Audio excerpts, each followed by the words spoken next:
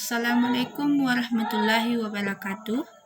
Perkenalkan, nama saya Fatmawati Umar, Stambuk 101-2018-0149, kelas PAI C1 2018, Fakultas Agama Islam, Prodi Pendidikan Agama Islam, Universitas Muslim Indonesia. Baik, di sini saya akan memenuhi tugas tafsir tarbawi, yaitu tema kedudukan belajar mengajar pada Quran Surah Al-Alaq ayat 1-5.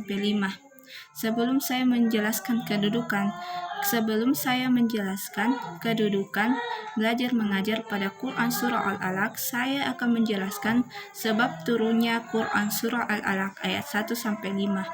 Dalam hadis riwayat Bukhari dinyatakan bahwa Nabi SAW datang ke Gua Hira, suatu gua yang terletak di atas sebuah bukit di pinggir kota Mekah, untuk berkhalwat beberapa malam. Kemudian sekembali beliau pulang mengambil bekal dari rumah istri beliau, Khadijah, datanglah Jibril kepada beliau dan menyuruhnya membaca. Nabi menjawab, Aku tidak bisa membaca. Jibril merangkulnya sehingga Nabi SAW merasa sesak. Jibril melepaskannya sambil berkata, Bacalah. Nabi menjawab, Aku tidak bisa membaca. Lalu dirangkulnya lagi dan dilepaskannya sambil berkata, Bacalah. Nabi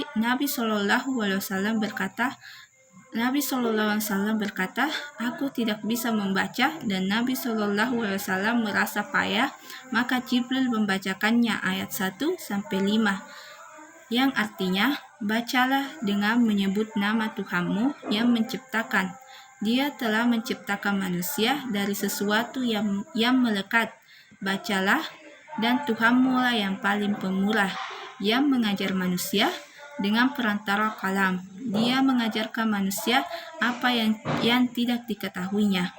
Lalu Nabi SAW dengan gemetar dan ketakutan pula menemui istri beliau dan mengatakan, Selimutilah aku. Nabi terus diselimuti sehingga hilallah kegelisahannya. Lalu beliau menceritakan kepada Khadijah apa yang terjadi, dan beliau menambahkan, Aku sangat khawatir apa yang akan terjadi atas diriku. Khadijah berkata, Tak usah khawatir, malah seharusnya engkau gembira.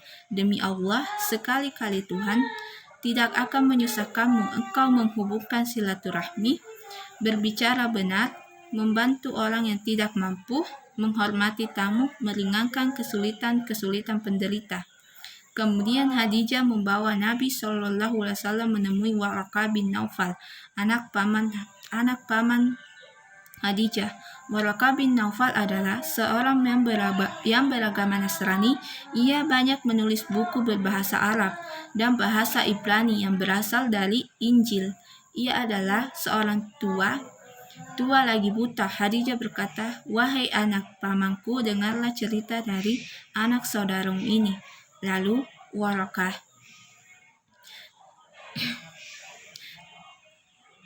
Waraqah berkata, Itu adalah Jibril yang pernah datang menemui Isa alaihissalam. Sekiranya saya seorang pemuda yang tangkas, dan kiranya saya masih hidup ketika kaummu mengusirmu. Maka Nabi SAW bertanya, Apakah mereka akan mengusir aku? Jawab Waraqah, Ya, hanya sedikit yang mengembang apa yang engkau bawa ini, dan banyak yang mengusirnya. Maka jika aku masih kuat hidup di waktu itu, pasti akan membantumu sekuat-kuatnya. Tidak lama sesudah itu Waraqah meninggal dunia. Hadis riwayat Imam Bukhari dan Muslim. Munasabah atau hubungan surah Al-Alaq dengan surah sebelumnya adalah bahwa dalam surah sebelumnya, surah At-Tin, menyebutkan bahwa Allah menciptakan manusia dengan bentuk yang sebaik-baiknya. Dan dalam surah ini Allah menyebutkan bahwa Dia menciptakan manusia dari segumpal darah. Dalam surah ini juga Allah menyebutkan keadaan di akhirat.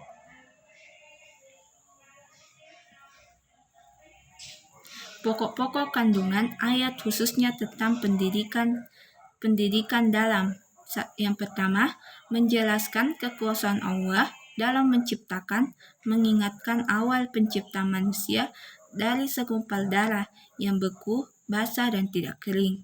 Beberapa ayat Al-Quran ini adalah awal ayat yang diturunkan.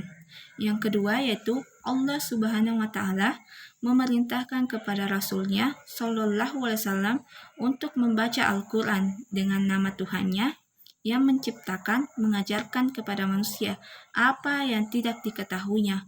Yang ketiga, Allah juga memerintahkan untuk belajar membaca dan menulis karena keduanya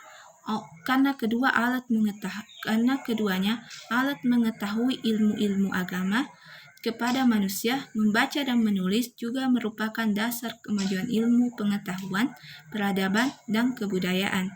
Yang keempat yaitu di antara kemurahan Allah Subhanahu wa Ta'ala adalah apa yang tidak diketahuinya untuk mengeluarkan dari kegelapan kebodohan kepada cahaya ilmu pengetahuan. Sungguh Allah telah memuliakannya dengan ilmu Bapa manusia Adam lebih istimewa daripada manusia. Ilmu bisa diperoleh melalui pikiran, lisan, atau tulisan. Dengan pena, Qatada berkata, pena ada nikmat yang besar dari Allah. Kalau tidak ada pena, agama tidak akan tegak dan kehidupan tidak akan baik. Baik, sekian dari penjelasan dari saya. Lebih dan kurangnya mohon dimaafkan.